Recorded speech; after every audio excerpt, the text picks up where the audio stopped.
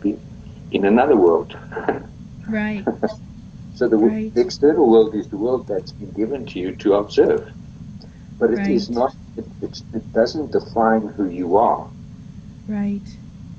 The definition of who you are is that self that is internal, that is your authentic self, that one that lives within you, that is one with God and all Right. things. So, Right. um, in practicing, the things that you would, well, let me put it this way: it's not possible to deny the ego, Right. because the ego will always be there, because it's the Right. window through which you observe the world. And if you're not Right. observing the world, you're not here, you're not Right. present.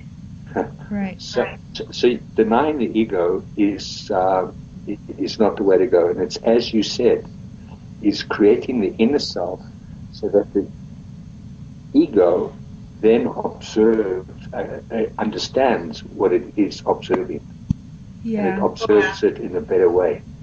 Yeah. Yeah. Yeah. That's the bottom line. Actually, I think you summed it up really nicely. In chaos terms, they would say that, you know, as you are living in the world through the template of the ego, you always want to be nourished with spiritual quanta, so that you have this, they use words like backflow of the love energy from God source, so you can Yeah, manifest better with the ego template. And I think what's gone on here is that people disconnect from the God source spiritual love energy, so they just get all busy with the ego and the external world, and they actually forget where their true home is. So, and they can't get that love to come through easily. yeah, So it's a bit like a leaf on a broken branch.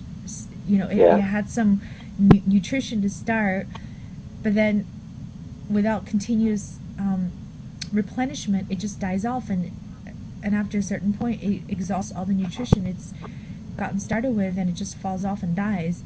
And yeah, actually, I think that is the reason why we've been trapped in the body in reincarnation again and again, is that we don't have enough of the spiritual energy to pull us back, to essentially transmute our physical atoms back into the finer substance, the spiritual substance, and have that appear and disappearance at will, rather the the physical aspect, having lost so much spiritual quanta, just kind of spins on its own wheel, and it does the reincarnation. So I think that was like a big part of it. But yeah, yeah, I like the way you explain. That makes a lot of sense. Um, and really, I think the way we think about, you know, that storeroom that you're saying, you know, while trying not to get confused about feeding into the ego, so to speak, is you're actually just taking that God source energy, you're connecting with that, you're reconnecting with that, and then the more you reconnect, the more you could just function better with the ego template to yeah, exhibit things that truly reflect what the source energy wants, right? What the source yeah. energy's nature is. Yeah. There's an important, again, it's a mechanical thing, Yeah. As you observe in the universe, okay, it's going into the inner self. But then the inner self can then transmit into its external world what it wants to experience. You see, so it's a two-way street. It's not just simply observing the external world. So the ego plays a very important part in us creating our reality. But when the ego becomes identified only with reality, there is not this exchange of energy between the inner self and the external world, because the ego is now trapped in the external world, in that understanding of itself as being an externalized self, which is an illusion. It actually doesn't exist. It's the interpretation of that the inner self gives to the external world that creates the reality of the external world. But if you get trapped in the external world, you're not able to, it's like a mirror. The image bounces into the ego as the lens of the observer, and it just goes out again like a mirror. There is no translucence in that mirror.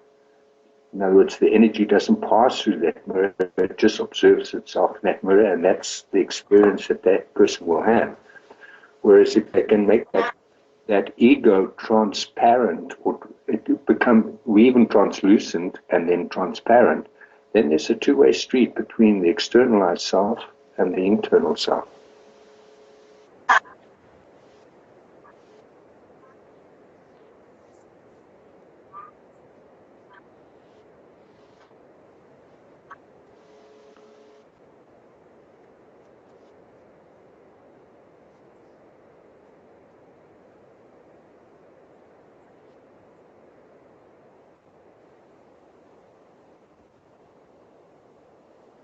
Yeah,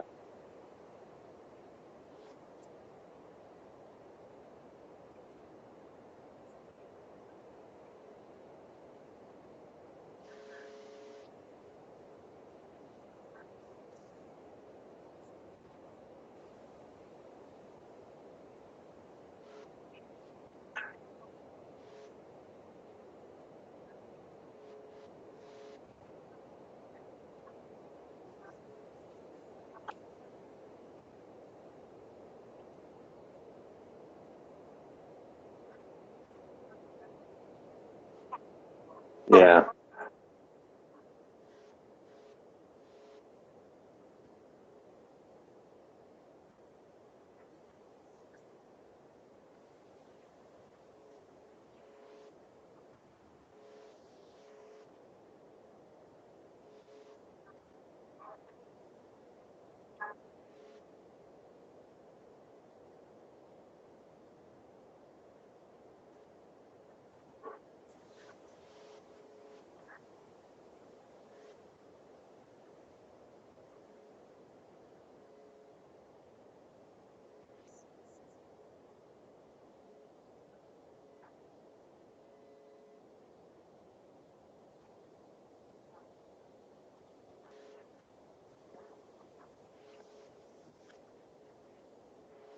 yeah.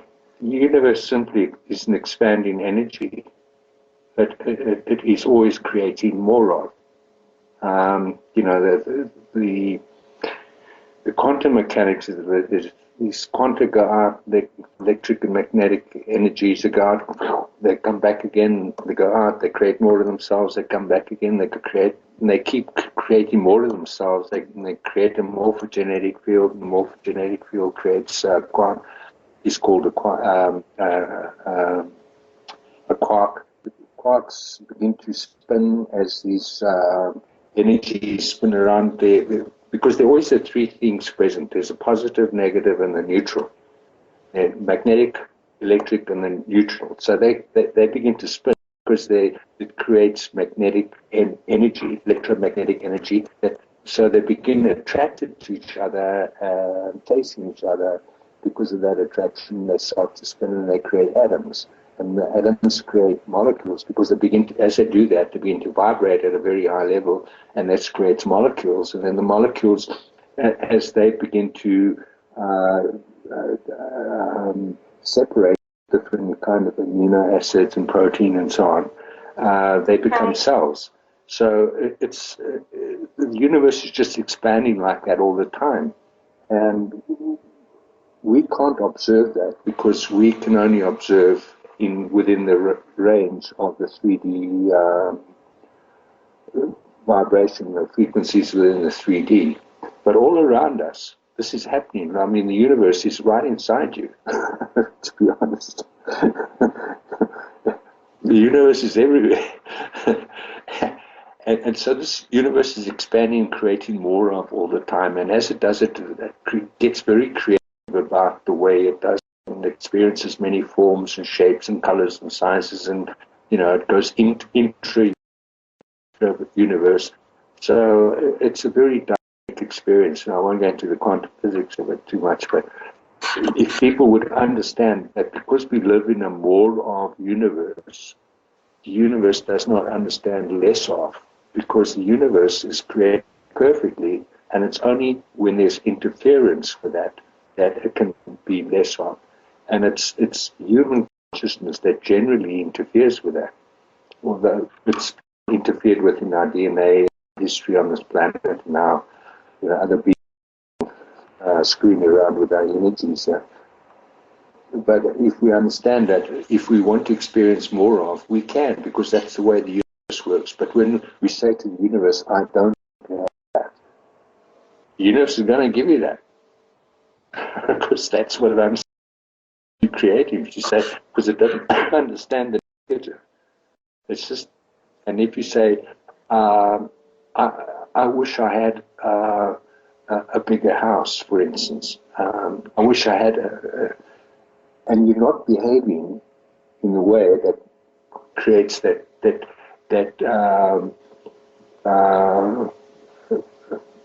what's the word I'm looking for? No, that's not a good word. If you're not behaving in a way that quantitatively explains to the universe that that's what you want, you're not going to have that. See, just thinking it is not good enough. You have to actually behave in a way that goes out to get the thing that you have, your emotions and thoughts have offered you. Because your emotions and thoughts offer you lots of different emotions and thoughts at the same time. So you kind of have to sit through the ones that you want to experience and then change your behavior so that's what you experience. And then the universe starts giving you that more of that which you want to experience.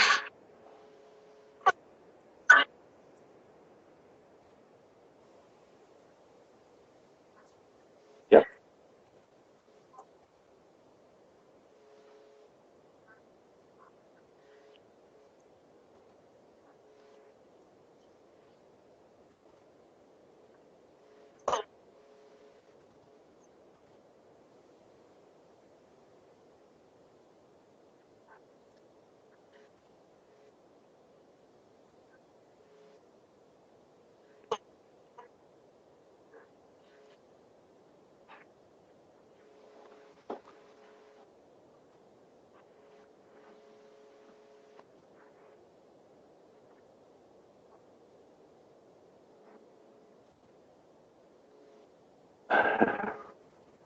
Yeah, they're annoying.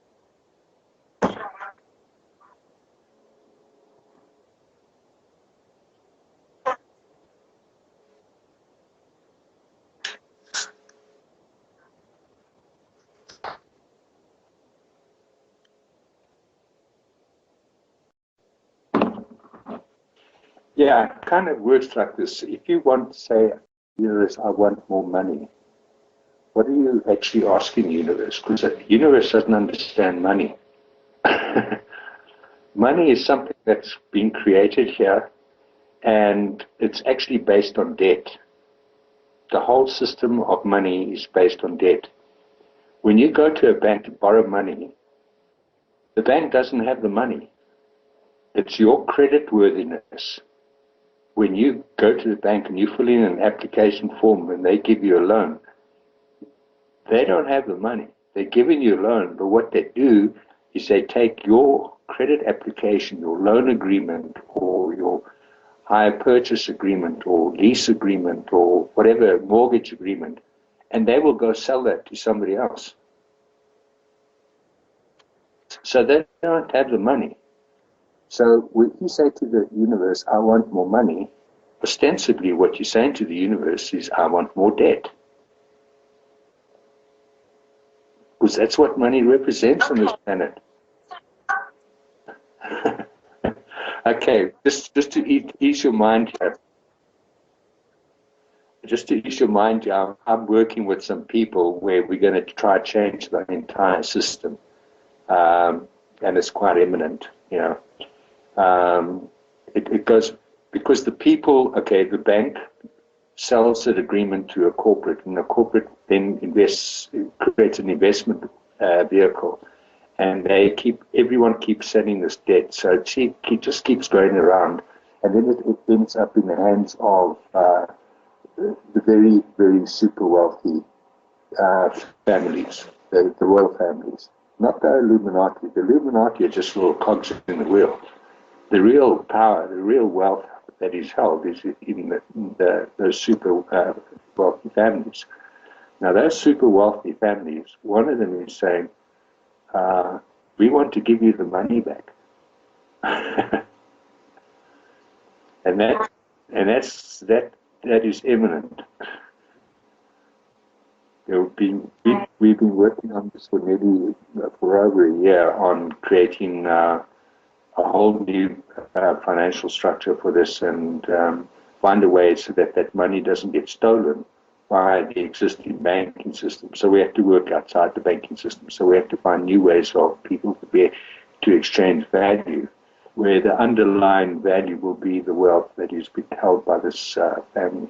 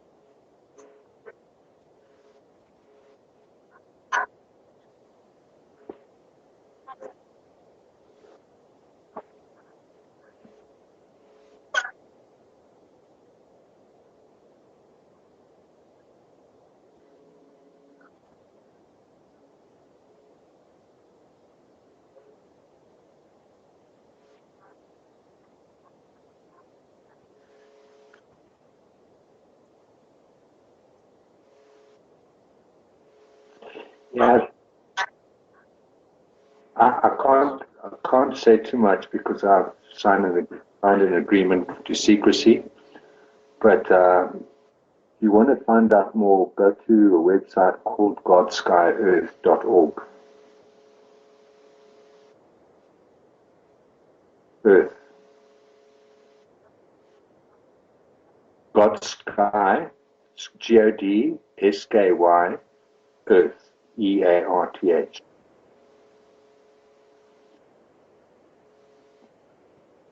Yeah, I think they have, it's .org or .com, I'm not sure. But I think they own both of those names, so the one that redirects you to the other, whichever is correct.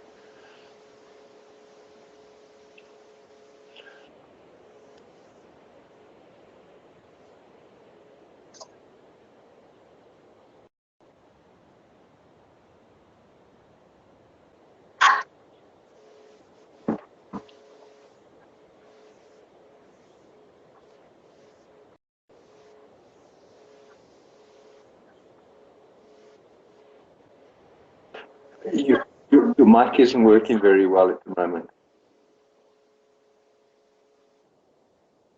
Now it's better. It was breaking up quite a bit.